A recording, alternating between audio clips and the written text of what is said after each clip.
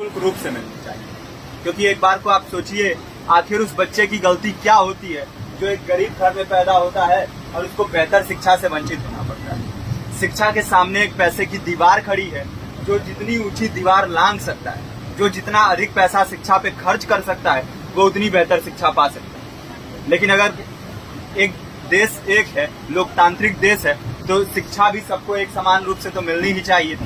आज परिस्थिति ये है कि एक तरफ तो प्राइवेट स्कूल हैं जो लूट के अड्डे बने हुए हैं, वहां पे आप एडमिशन कराने जाएंगे तो सिर्फ एडमिशन के नाम पे ही आपको 10,000 20,000 रुपए देना होगा। और कमीशन खोरी का ऐसा धंधा है कि कॉपी, किताब, टाई, बेल्ट, ड्रेस, जूता कहाँ से खरीदना है ये आप नहीं तय करेंगे वो प्राइवेट स्कूल वाले। यानी आम लोगों की मेहनत की आखिरी कौड़ी उनके जेब से वसूल लेना चाहते हैं। और दूसरी तरफ सरकारी स्कूलों में न तो पर्याप्त टीचर हैं, न पर्याप्त बिल्डिंगें हैं।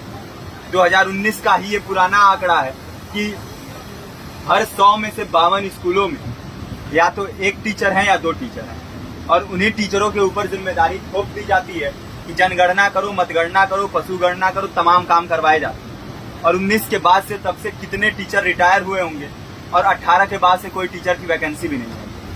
आप खुद भी सोच सकते हैं ये परिस्थिति और कितनी बिगड़ी हो। इसीलिए हम लोग ये मांग उठा रहे हैं, चाहे कोई राष्ट्रपति का बच्चा हो या किसी मजदूर का, सबको शिक्षा एक समान मिलनी चाहिए और निःशुल्क रूप से मिलनी चाहिए। प्रेमचंद ने अपने दौर में भी कहा था कि एक सभ्य समाज में ऊंची से ऊंची तालीम मुफ्त होनी चाहिए और इसका पूरा खर्च गवर्नमेंट को उठाना चाहिए, क्योंकि हमारे देश को फौज से ज्यादा आवश्यकता तालीम की। और शिक्षा से जुड़ता हुआ ही दूसरा मुद्दा हम लोग उठा रहे हैं।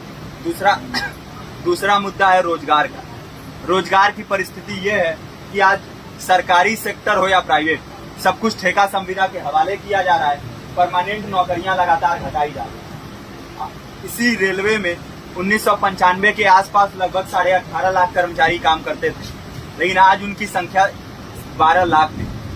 आप खुद भी सोच सकते हैं कितने बड़े पैमाने पे परमानेंट पदों को घटाया जा रहा है। और आज आलम ये है, एक तरफ लाखों पद खाली पड़े हैं, फिर भी कोई वैकेंसी नहीं निकलती। जो वैकेंसियां निकलती हैं उनमें भ्रष्टाचार होता है, पेपर लीक हो जाते हैं। RO, UP police, BPSC, SSC, CGL, ऐसे तमाम पेपर लीक हो चुके हैं, आप लोग भी जानते ही हैं।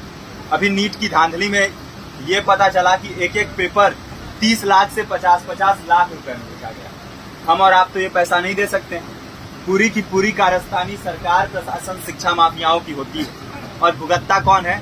आम घरों के लोग, जो लोग सालों साल तैयारी करते हैं, दिन भर में 10-10 घंटे, 12-12 घंटे पढ़ते हैं। और इतनी कड़ी मेहनत के बाद, सालों साल की मेहनत के बाद उनके हाथ लगती है तो सिर्फ हताशा, निराशा, अवसाद।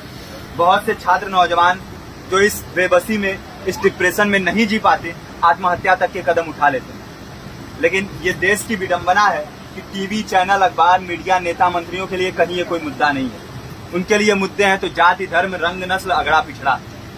आज जब पूरी परिस्थिति इतनी भयावह है तो ये जरूरी है कि लोगों के बीच में जाया जाए, लोगों को संगठित किया जाए और एकजुट किया जाए। क्योंकि आज अगर अपने मुद्दों पर बोलेंगे नहीं तो कल को ये परिस्थिति और बिगड़ेगी। हो सकता है ले देके अपनी जिंदगी तो हम लोग काट ले जाएंगे, लेकिन आने वाली पीढ़ियों को क्या भविष्य देके जाएंगे, ये भी सोचने वाली बात है। हमारे साथी ने आपको पर्चा दिया है, पर्चा आप तक पहुंच गया है। पर्चे में और भी बातें हैं, इसको पूरा विस्तार से पढ़िए। पर्चे में हमारा नंबर है, संपर्क कीजिए।